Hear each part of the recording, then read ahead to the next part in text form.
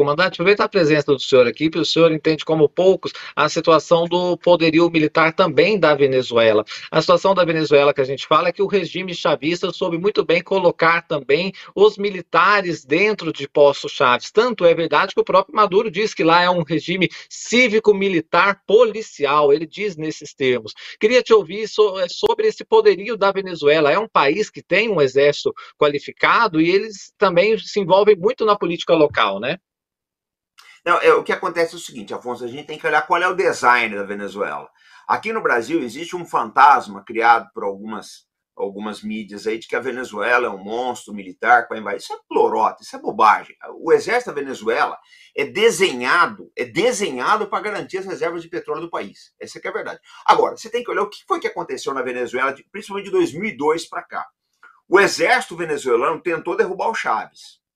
Foi um golpe dos generais e o golpe dos civis. Inclusive a Maria Corina Machado, ela assinou esse golpe. Ela endossou o golpe.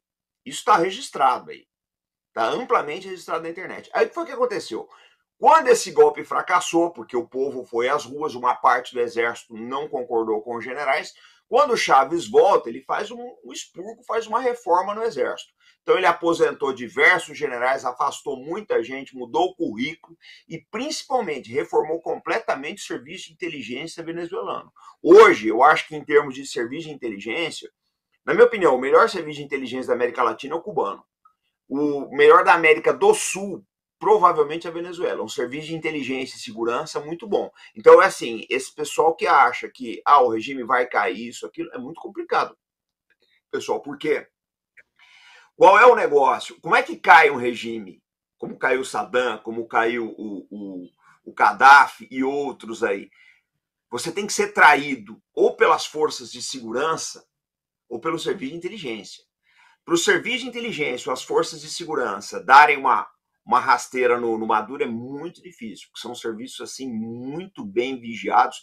O serviço de inteligência da Venezuela é herdeiro do serviço de inteligência cubano, tá? Que era melhor, inclusive, que o Stasi alemão. Eles são muito bem preparados. Eu acho que quem quem está esperando aí que os serviços de inteligência e segurança vão dar vão trair o Maduro, eu tiraria o cavalinho da chuva. Falando assim, uma análise, tá? Daquilo, de como é as coisas, sem tomar partido de um lado ou de outro. Mas a realidade é que é um serviço muito bem desenhado. Eu acho que o comandante tocou num ponto central, né? Um regime como a ditadura do Nicolás Maduro na Venezuela não vai ser derrubado, não vai cair pelas vias institucionais, digamos assim, né? Eu mesmo confesso que cheguei a me iludir, dadas as pesquisas eleitorais de uma série de institutos independentes que mostravam uma diferença muito significativa a favor do candidato da oposição, né, o Edmundo Gonzalez, na chapa apoiada pela Maria Corina Machado. Imaginei que talvez a diferença fosse tão grande que talvez fosse difícil, meio complicado para o regime de Maduro fraudar um resultado com uma disparidade tão grande. Cheguei a pensar isso, mas de fato foi ingenuidade de minha parte e de muita gente. Né? Uma ditadura como essa da Venezuela, que vem oprimindo aquela sociedade há 25 anos já, né? Não vai cair pelo voto, pelas vias institucionais. Eu acho muito difícil também qualquer mudança de regime nesse momento, ou num curto, médio prazo na Venezuela, porque isso só aconteceria, como diz o comandante, ou por força militar, e na verdade, uma ditadura militar, os militares daquele país foram cooptados e fazem parte, dão sustentação ao regime. Se houver, digamos, se houvesse uma fratura, né, no apoio das Forças Armadas ao governo, talvez pudesse cair o regime, né, ou por uma ação externa, uma invasão de outro país, que hoje é algo completamente fora do radar, o comandante tem razão, quer dizer, os Estados Unidos, nem a Kamala Harris, nem o Donald Trump tem qualquer pretensão e qualquer preocupação nesse sentido em relação à Venezuela. Ninguém vai se meter numa aventura militar aqui na América do Sul, isso está completamente fora de cogitação, ou por uma reação da população que poderia derrubar o governo. Mas a população vem sendo duramente reprimida, né? Então é muito difícil ver uma solução. Eu acho que as atas, se o regime de Maduro tivesse realmente vencido as eleições de forma legítima, as atas já teriam aparecido, né? Evidentemente, elas não apareceram até agora, e eu acho que o ponto central no que diz respeito à Venezuela, é que, na verdade, todo o processo eleitoral, independentemente da votação em si, enfim, se o regime arrumar alguma ata que supostamente prove que eles venceram, a eleição na Venezuela, desde o início, foi bastante complicada, né? A oposição não pôde escolher nem a candidata plano A, que era Maria Corina, nem a candidata plano B, que era Corina Yones, escolheu o plano C porque foi permitido pelo regime, né? Não há liberdade de imprensa, não há liberdade de política de oposição na Venezuela. Então é uma ditadura e essa eleição foi, infelizmente, um teatro do regime. Eu acho muito difícil, tanto que as atas apareçam de forma confiável, quanto que haja alguma mudança significativa de regime ou de governo na Venezuela no médio prazo. O Naso falou algo muito interessante, né? Ele comentou da intentona golpista, né, da oponente do Maduro. O Vladimir Safatli falou algo muito interessante. Se por um lado nós temos um regime, né, agora pelo Maduro, que é um regime que de fato instrumentalizou o militarismo para se manter no poder e para perpetuar sua força, do outro lado nós temos uma oposição, uma elite venezuelana que é organicamente golpista. E o fato dos Estados Unidos não invadir a Venezuela não significa que ele não esteja preocupado com a Venezuela, né? Ele não invadiu o Brasil em 64, não precisou, né? Bastou bancar os militares para dar o golpe, né? Não precisou invadir metade dos países da América Latina para instalar uma ditadura em metade dos países da América Latina. Ele não precisou invadir o Chile para dar um golpe em Salvador Allende e instalar a ditadura Pinochet, que inclusive usava os economistas da escola de Chicago. Foi a primeira experiência neoliberal do mundo, foi o governo Pinochet, foi a ditadura Pinochet, também bancada pelos Estados Unidos. Todos esses caras eram treinados lá nas escolas das Américas e etc. Então os Estados Unidos não precisam invadir para impor o seu imperialismo na América Latina, que foi durante o século XX o seu quintal. Agora, esse é um ponto interessante, né? Então, veja, é interessante, veja, a gente tem que perceber que é o seguinte, é razoável compreender que os Estados Unidos, quanto mais instabilidade na região, melhor. Né? Ele está preocupado com a região, óbvio que está, é um país imperialista, que faz uma guerra a cada 5 anos. Então, é importante também a gente ter isso em mente, senão a gente cai num discurso maniqueísta, e como todo discurso maniqueísta, ele é raso, de que o regime da Venezuela, nossa, eles são vilões, são do mal. Veja, se não houvesse o Maduro ali, provavelmente os Estados Unidos teria colocado alguém ali, algum capacho norte-americano, para entregar preço de banana o petróleo da Venezuela.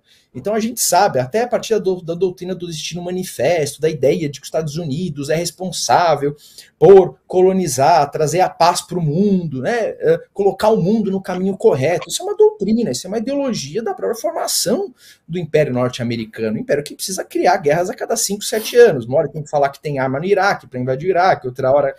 Enfim, né, isso aí desde o Vietnã. Agora, esse é um ponto importante. A gente não pode analisar com maniqueísmo. Todo maniqueísmo ele tende a ser pobre, porque ele simplifica uma discussão que geopoliticamente é muito mais complexa. De maneira que, se por um lado existe sim um desvio no regime de Maduro, um desvio que peca em diversos aspectos, que gerou uma evasão de boa parte da população da Venezuela, também, em razão disso, em razão dessa repressão contra jornalistas, um regime que muitas vezes ataca os seus próprios cidadãos. Por outro lado, nós temos boa parte do ouro da Venezuela confiscado pela Inglaterra. Por outro lado, nós temos sim interesse norte-americano na Venezuela, principalmente em razão do petróleo. Então a gente entender que esse jogo geopolítico é bastante complexo, né? E para entender que o fato dos Estados Unidos não invadir não significa que ele não esteja preocupado, porque ele não precisou invadir nenhum dos países da América Latina para instalar ditaduras aqui. Então é importante a gente ter isso em mente, senão fica parecendo que tem né, alguém que é vilão aqui, etc. Basicamente a questão não é tão simples assim. A própria Revolução de Cuba, né, de Fidel Castro, veio para tirar um sujeito que estava lá a serviço dos Estados Unidos, que tinha transformado Cuba basicamente num enorme prostíbulo e numa central de cassinos para os americanos irem lá gastar dinheiro. Aí eles foram lá e romperam com essa lógica. Então, e fora os embargos que a Venezuela sofre, que certamente prejudicam muito a economia. Então a gente tem que pensar, os Estados Unidos não está preocupado com a democracia na região, né? Ele jamais esteve preocupado com a manutenção das democracias, né? Os Estados Unidos, na verdade, está preocupado com seus interesses geopolíticos e com as suas reservas naturais, e petróleo, e etc., e com a sua zona de influência. Então ele não está preocupado com a democracia venezuelana, certamente não é essa a preocupação norte-americana. Ele não está preocupado porque o Maduro tem um regime que é repressivo. Não é essa a preocupação, porque se houvesse uma ditadura que beneficiasse os Estados Unidos, estivesse do lado dos Estados Unidos, ele não estaria preocupado em derrubar esse regime. É o que o professor Farinaso falou, vou chamar de professor aqui, porque ele dá aulas, né? Ele falou 2 pesos, 2 medidas. Né? Os Estados Unidos não se preocupa com outros países que também têm regimes autoritários, desde que ele não a possa... Arábia Saudita, né? Que é um... Exato, desde que o petróleo saia por um preço bom para eles, né? Desde que atenda aos interesses deles. Vê se os Estados Unidos fala, né? Vê se ele ameaça o Putin desse jeito, né? Como ameaça a Venezuela. Né? Vê se ele. Então, a gente tem que entender isso também para perceber que é uma questão geopolítica. O mundo ideal seria lindo, os Estados Unidos deixasse a América Latina em paz. Isso não vai acontecer, porque isso vai contra toda a ideologia norte-americana. Dois dados para o público do My News sobre a Venezuela. Vocês refletirem um pouco, tá? Eu não estou tomando posicionamento, mas eu preciso mostrar esses dados. Primeiro, a Venezuela tem 31 toneladas de ouro retidas em Londres. 31 toneladas, que são do povo venezuelano. Estão retidas no banco londrino. Agora, eu te pergunto, isso é um dado da BBC, né, meu? BBC, pode procurar lá que vocês vão achar. Eu me pergunto, que direito o Reino Unido tem de reter o ouro de um país? Essa é uma coisa. A gente tem que lembrar uma outra coisa também que é muito importante, antes de questionar as eleições. Não estou dizendo se houve fraude, senão eu não quero entrar nesse mérito, porque senão polariza a discussão, e aí, né, fica uma coisa assim, que a gente não consegue afiançar bem, avaliar bem os dados.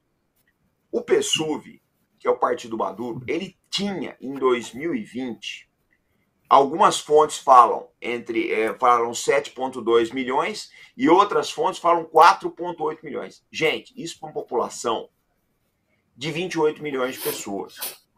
Então, um regime que tem esse apoio, essa quantidade de filiados, você tem que começar a ver o seguinte, olha, tem uma capilaridade muito grande. Isso que a oposição está dizendo, de ser 70% dos votos, com 70% de oposição, o governo nem os militares seguram, que há um limite, mesmo para uma ditadura militar, há um limite de apoio na sociedade que você pode segurar. Dali para frente você não consegue mais. Os próprios militares não conseguem controlar a turba. Então, eu acho muito complicado tudo isso. Eu acho que precisaria ter, assim, para a gente afiançar o que está acontecendo, né, precisaria ter uma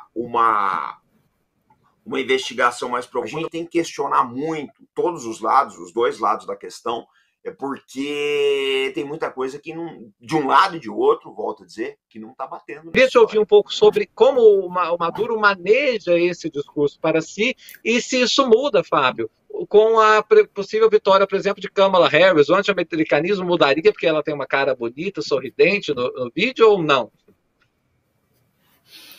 Olha, o primeiro ponto realmente você colocou bem, né, Afonso? É um discurso já tradicional, né, do chavismo desde 99, quando o Hugo Chávez assumiu o poder, né, ganhou a primeira eleição em 98. O discurso do anti-americanismo, não só no chavismo, mas é um discurso já antigo, de uma esquerda já bastante antiga, né, bastante digamos, atrasada na América Latina, que é o discurso do americano, imperialista, etc. Né? De fato, eu concordo muito com o Rodrigo quando ele diz que, na verdade, obviamente, os Estados Unidos têm interesses na região, têm interesses políticos, e o fato de os Estados Unidos terem como aliados a Arábia Saudita e muitos outros governos ditatoriais, né, tão ditatoriais ou até mais, né, do que o regime venezuelano, indica que, de fato, nessa história não tem essa história de mocinho e bandido no sentido de os governos não agem por esse ponto de vista, né, por essa ótica. Né, de fato, todos agem por interesses. A questão em relação à Venezuela é que, de fato, ali está muito configurada. Né, a oposição, como você disse, não tem espaço de livre manifestação. A Maria Corina hoje escreveu um artigo num dos mais importantes jornais americanos dizendo que ela, por exemplo, está escondida, né, ela não está sendo procurada. Em um dos discursos do Maduro, inclusive, ela não está sendo localizada. Em um dos discursos do Maduro, inclusive, nessa semana, ele disse, né, se referiu a ela como criminosa inúmeras vezes, disse que tanto ela quanto o Edmundo Gonzalez devem ser presos. Então, assim, a possibilidade de a Maria Corina, principal líder oposicionista, ser detida, ser presa, se ela for encontrada pelo regime venezuelano, é muito grande, né? Então, evidentemente, não se trata de uma democracia, não se trata de um regime plenamente democrático, né? Em relação ao governo americano, acho que pouco mudará, né, em relação a esse discurso anti-americano, seja com Kamala Harris, seja com Donald Trump, como também foi com Obama, como foi com Bush, né, ainda na época de Hugo Chávez. O regime chavista não vai mudar o seu discurso, vai continuar com esse discurso anti-americano. E agora, diante de mais essa situação complicada nas eleições venezuelanas, não divulgação de atas, um resultado inconsistente, a tendência é que os Estados Unidos reforcem os bloqueios comerciais, né, as sanções comerciais, sanções econômicas, o que deve complicar ainda mais, isolar ainda mais o regime, né? Eu acho que essa me parece ser uma preocupação grande até do Brasil na região, né? Quer dizer, está ficando cada vez mais custoso para o governo brasileiro, para o governo Lula, que sempre teve, foi muito bondoso, né, muito amistoso em relação ao chavismo, está ficando cada vez mais custoso para o governo brasileiro manter esse apoio, né? A Venezuela tende a se isolar cada vez mais e há quem diga que a Venezuela, a partir de agora, deve caminhar aí para um caminho, para uma trilha mais similar à Nicarágua, né, ao regime de Daniel Ortega, ou mesmo ao regime cubano. Vai ficar cada vez mais fechada, cada vez mais isolada e quase como um par internacional, né?